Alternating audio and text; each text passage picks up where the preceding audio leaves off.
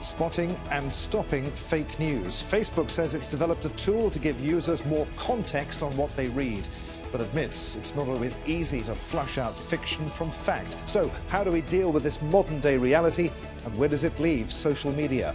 This is Inside Story.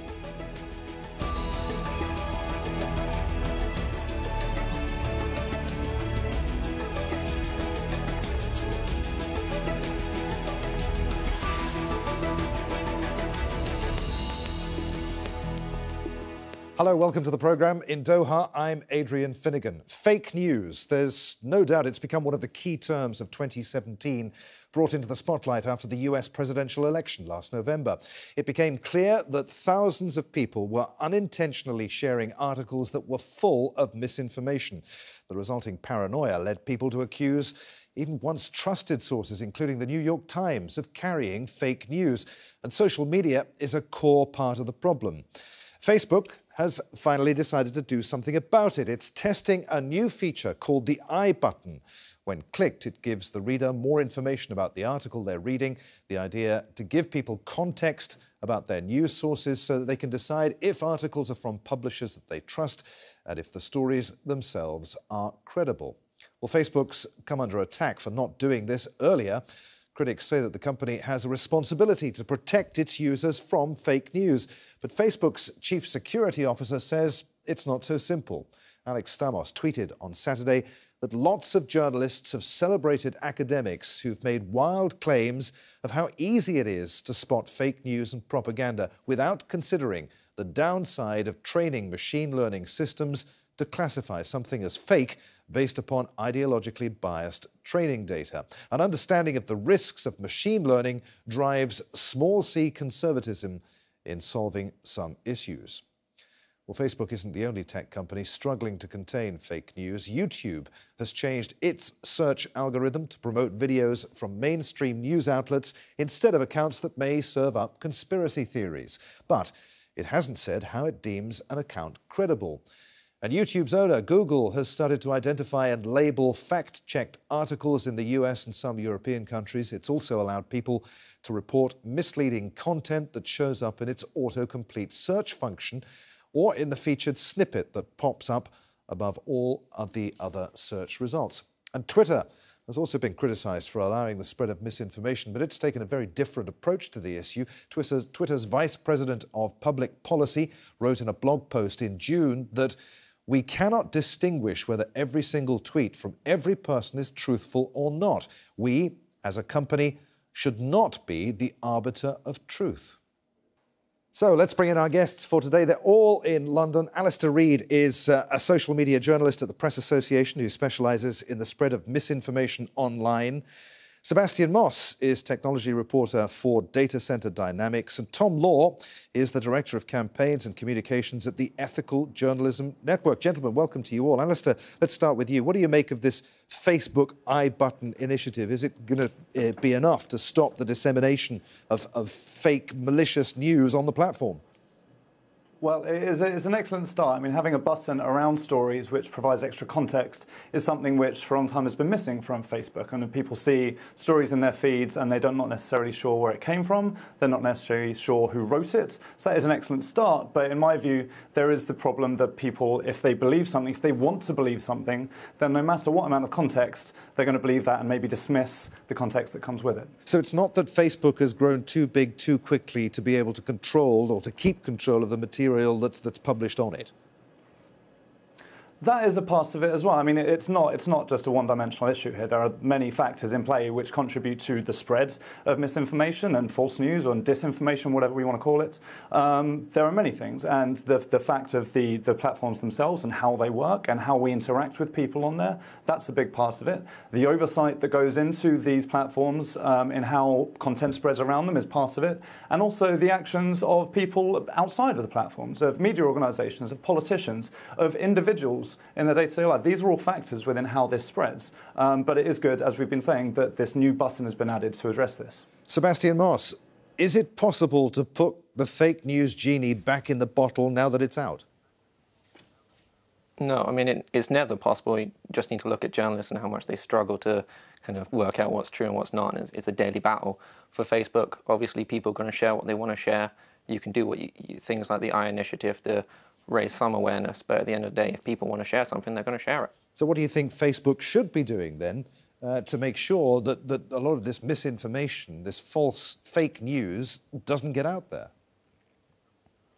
I mean, the I is a good start, but it's a very small button that people might not click, might not know what it is.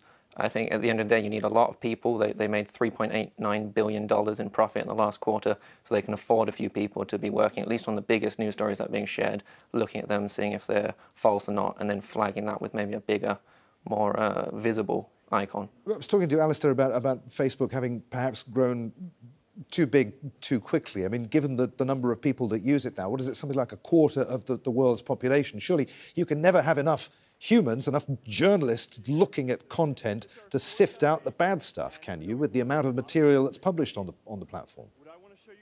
Facebook is obviously the biggest platform in the world when it comes to information sharing. I mean, we have 2 billion, more than 2 billion monthly active users, and that is a huge proportion of the world population. As Sebastian said, hopefully we can, as Facebook plans to, employ some more people to be able to oversee this and be able to oversee how information gets shared. But as he also mentioned, there is the problem that people are now just believing what they want to believe. And as human beings, the way our brain works, we're more biased to believe something if it confirms how we understand the world to be or how we want the world to be. And those kind of stories that fit with our worldview bypass our kind of critical thinking faculties.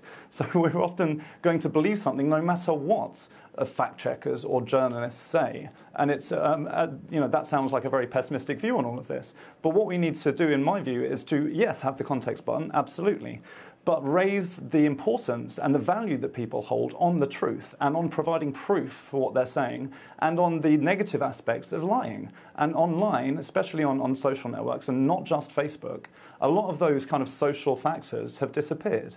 If I was to come on here and just tell many lies, I hopefully wouldn't be invited back.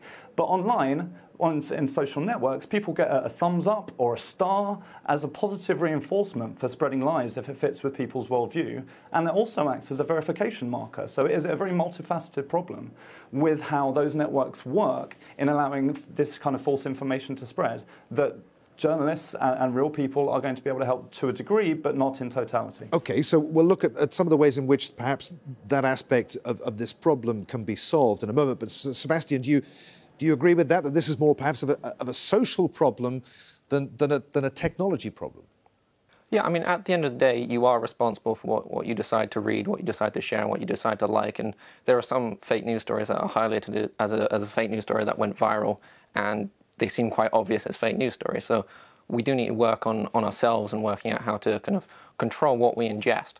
But at the same time, Facebook does have a duty as that middleman, as a company that has increasingly tried to get involved in the media sphere, trying to increase the amount of publishers and websites that go on it. If it wants to be part of the media industry, it needs to understand that it also needs to be part of that struggle of trying to work out what is true and what's not.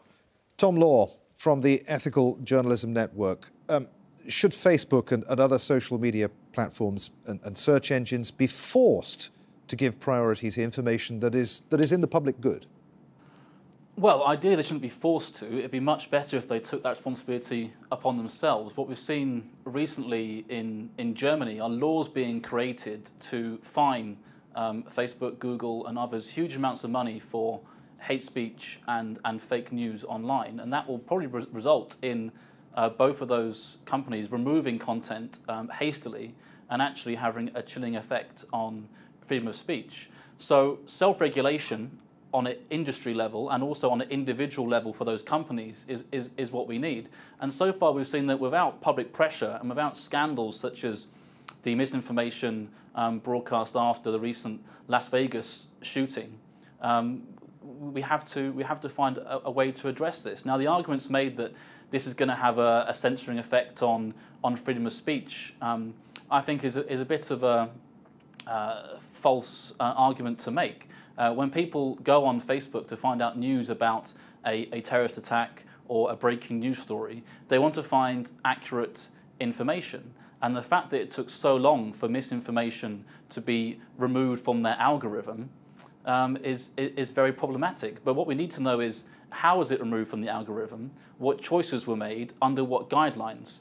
We can't labour under the false idea that algorithms were not made by people with guidelines as to what they should show. And so if Google, Facebook and Twitter and others are going to make these adjustments, they have to be more transparent about how they do it. And if they're going to hire human editors to make choices, we have to know what are the guidelines under which they operate, so that they can be held accountable by their audiences. Okay, so Facebook cites business reasons to explain why that it doesn't talk about how its algorithms work. But what you're saying is that Facebook's apparent lack of respect for transparency and ethical standards are eroding trust, not just in it, but on other social media platforms too. Absolutely. I mean, some of Facebook's guidelines were leaked to The Guardian a few months ago, and they published some great reporting called the Facebook Files, where they had examples of what Facebook allows and doesn't allow. And some of it, looking at it, it just doesn't make any sense. And often, in one context, publishing a certain image of an extremist group or of a terrorist or a terrorism symbol would be warranted, and other times it wouldn't be. But those choices should be made, in journalism, we make them on a case-by-case basis, depending on ideas such as what's in the public interest and everything else. And, you know, what you have is Facebook employing thousands of people in not directly as Facebook employees, but for other companies who are under extreme time pressures to go through and sift through content and hit delete or to raise it to one of their superiors.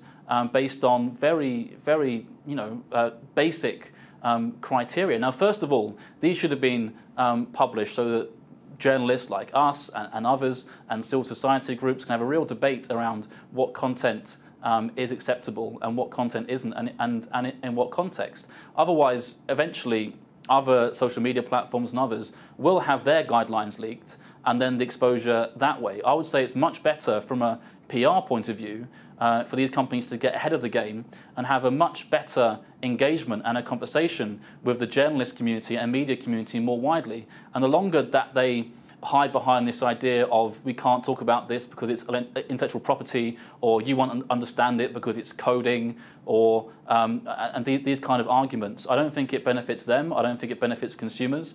I don't think it benefits people who are audiences who don't want to have clearly false, misleading information put in front of them when they're scrolling through their newsfeed. OK, you raise a couple of issues there. Alistair, should there be public oversight of the technology that these companies are using to fill our news feeds and search results? Should algorithms be regulated? This is the big secrets that they won't talk about for business reasons. Is it even possible to regulate an algorithm? Well, first you need to understand what the algorithm is, and because they've been keeping that secret for so long, it's very difficult to understand when and how it may be regulated. I do absolutely agree with Tom in that having that kind of very public oversight, not necessarily being directly involved in what the algorithm does and deciding the terms of it and deciding what actions it can or cannot take, but in understanding how that works, understanding the moderation policies and having a public conversation around that. Allows different voices to be heard, because what we see, not just on Facebook, but on all kinds of these online platforms, is that certain pieces of content are being removed, like, for example, breastfeeding videos, while hate speech is allowed to stay up, because the terms of the moderation and the content guidelines are neither public and neither haven't been discussed, and seem to be taking priority over certain things which aren't necessarily harmful in a public way, but which may offend the guidelines against certain types of nudity or other things. Sebastian, so having an actual conversation, as Tom says, about what is acceptable and what isn't acceptable, because there are always going to be people who will speak out against censorship, no matter what that censorship is. But having a public conversation about it is how we have had our laws built over many, many years, decades, centuries. But online, we're not ready for that yet, and we haven't actually been able to apply that same thought process and same public process to understanding what is acceptable and what is not, and how that is dealt with. Sebastian, I've seen you nodding at several things that we've discussed in the last few minutes. Let's just pick up on one thing that Tom was saying just a moment ago. Do companies such as Google and Facebook, are there assurances that they're cracking down on fake news only a result of the bad publicity that's been generated since the presidential election last November? I mean, yeah, almost definitely. You had, right after the election, you had Mark Zuckerberg, Facebook CEO, say it was pretty crazy that Facebook's fake news had any impact on the election. Now they've kind of walked back that statement, but only because of the mounting media attention, the mounting political attention. Otherwise, they would want to just push this under the carpet. They don't want to have to deal with this. This is complicated. This is difficult. This is expensive. There's no easy way out of this. There's no easy way to do this. They just want to increase profits. They want to increase the amount of articles people share. It's preferable to them that people share content they like and that puts them into narrow and narrow groups, because then they can target them with narrow and narrow adverts. They don't want to have to deal with this, and they're only dealing with it because of media attention again and again and again. So is that, Sebastian, why companies such as Google and Facebook don't appear to act quickly enough when journalists or even just other users flag articles as being fake or malicious? I think it's a mixture of they don't want to deal with it, they also don't know how to deal with it, and they're also worried that they'll deal with it wrong, and then they would want to spark off regulation. That's the thing they're scared of the most. If regulation comes along and destroys their business models, it's the one thing that can actually stop them. So they're very scared, and they're approaching this very carefully. Tom Law, 2/3 of American adults get their news from social media. Companies like Google and Facebook dominate public discourse. Should they be designated and regulated as publishers and made to abide by the laws that traditional media companies like this one, for instance, have to abide by, and that other publishers have to follow? Well, they're not traditional publishers as news organisations like Al Jazeera and others, but I think that you can't completely ignore them in a regulatory sense. I think it'd be I think Facebook and Google and others would prefer to find a way of doing that themselves, but at the moment they're not meeting that challenge. And the fact that they do remove some misinformation or some deliberate content that's masquerading as news is fine, but what is the process by which that's removed? What are the guidelines by which they choose to use to do that? And without publishing that so that audiences can hold them to account like they would with another news organisation. I mean, you can look at a news organisation's code of ethics. You might have a contact like a news ombudsman or a videos editor that you can complain to. So having a much better process around that is what's needed. And we have to come to terms with the fact that, yes, people are gathering their news from social networks more and more and more. But at the same time, we have to realise that the duopoly of Google and Facebook have completely undercut the financial of the way that journalism used to fund itself, which we used to nourish good reporting. And going back to the Las Vegas incident, I don't think the New York Times or Washington Post found their First Amendment rights or their wish for free speech in any way inhibited by the values of journalism, by making sure they were accurate, they were independent, they were impartial, and to make sure that they were correct in what they reported. So I think there's a lot that if they wanted to, that these tech companies could learn from journalism and from journalists if they were willing to listen more and not hide behind these arguments around intellectual property and freedom of speech online. Tom, who should be accountable for lies, for outright lies published on social media? What penalty should be paid and by whom? I mean, you can't hold an algorithm, a piece of code, to account, can you?